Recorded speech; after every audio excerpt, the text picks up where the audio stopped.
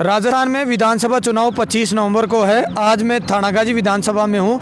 थानागाजी विधानसभा में मेरे साथ रोहितास जी गांगड़ हैं जो निर्दलीय आज नामांकन दाखिला किया है।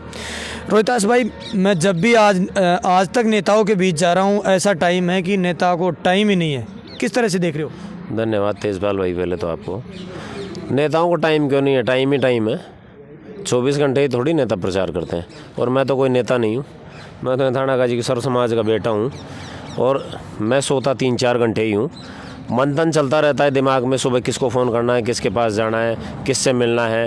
रात को 6 बजे बाद भी समय मिलता है तो अकेला है जो मोटरसाइकिल उठा के और चला जाता हूँ, मुझे किस किस परिवार में जाके मिलना है।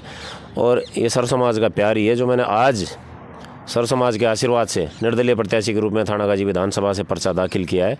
चुनाव लड़ रहा हूँ और हर कीमत पे चुनाव लड़ूंगा और चुनाव जीत कर आऊँगा। रोहितास भाई, क्या कमी रही? भारतीय जनता पार्टी से टिकट नहीं मिला। कोई कमी नहीं है। सर्वे में टॉप पे था, टॉप पे रहा। जितने भी सर्वे पार्टी ने करवाए उनमें सब पे टॉप पे था। लेकिन धन बल के आधार पे टिकट लेना मुझे मंजूर नहीं था। मैं धन बल से, है ना, ये इनसे दूर हूँ। मैं पहले ही पैसा दे के और टिकट लेके आता, कोई व्यवस्था करके टिकट लेके आता तो मैं भ्रष्टाचारी हो जाता। बाद में फिर उन पैसों को निकालने के लिए भ्रष्टाचार करता। तो मेरी ऐसी कोई मानसिकता नहीं थी। ये टिकट 17 तारीख तक है जो मेरा फाइनल था। 17 तारीख के बाद में पता नहीं अचानक क्या हुआ, क्यों टिकट दिया, मुझे मालूम नहीं है। रोहितास भाई, पार्टियां तो जिताऊ कैंडिडेट को और सर्वे के आधार पर टिकट देते हैं। आप बता रहे हैं सर्वे बार बार बता रहे हैं नाम टॉप पे था, लेकिन क्या कमी रही फिर पार्टी दूसरे प्रत्याशी को टिकट दे दिया? सर्वे के आधार पर जिताऊ कैंडिडेट को टिकट देना था तो स्थानीय हूँ, मेरी कर्मभूमि जन्मभूमि थानागाजी है, मुझे टिकट देना चाहिए था।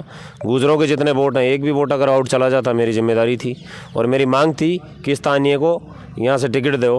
किसी भी व्यक्ति को टिकट देते, मैं उसके साथ रहता, चुनाव जिताते। मुझे नहीं देते तो किसी और को देते। बहुत सारे लोग युवा हैं जो टिकट मांग रहे थे।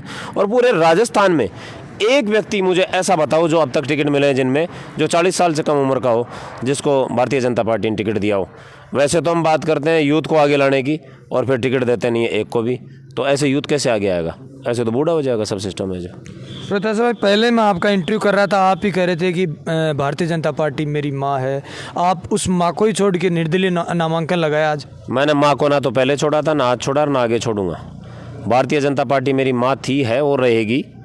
लेकिन मेरी लड़ाई माँ से नहीं है।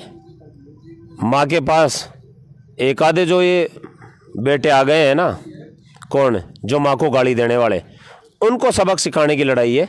और उनको मैं सबक सिखा के रहूँगा। उनको घर भेजूँगा, वो घर चले जाएंगे। फिर माँ के आसपास जो ये गंदे बेटे हैं, बच्चे हैं, ये सब भी घर चले जाएंगे। फिर मैं आराम से रहूँगा ना, मुझे क्या परेशानी है।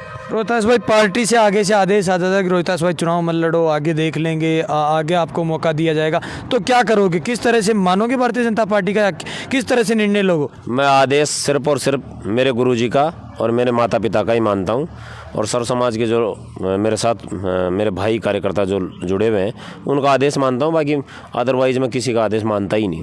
रोहितास भाई, अंतिम सवाल, थानागाजी विधानसभा को लेकर क्या विजन आपके? मेरा विजन है कि विधानसभा क्षेत्र में सर्व समाज के जितने भी युवा बेरोजगार घूम रहे हैं, उनको रोजगार की व्यवस्था हो। स्पोर्ट्स में उनके लिए जो यहाँ जोरदार व्यवस्था हो।